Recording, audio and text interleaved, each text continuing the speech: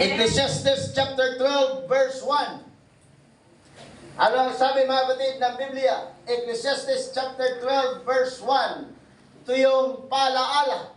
Alalahanin mo rin naman ang mailalang sa iyo sa araw sa mga kaarawan ng iyong kabataan bago dumating ang masamang araw. Yan napaka-mapalad natin na pinapaalalahanan tayo.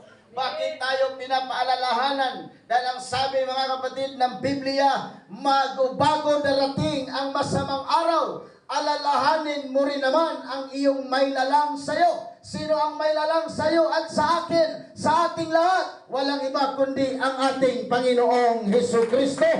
Bakit daw siya alalahanin, mga kapatid?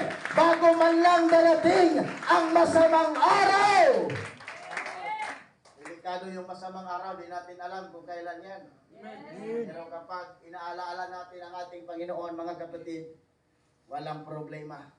Pagka iyong sasabihin, wala akong kaluguran sa mga yaon.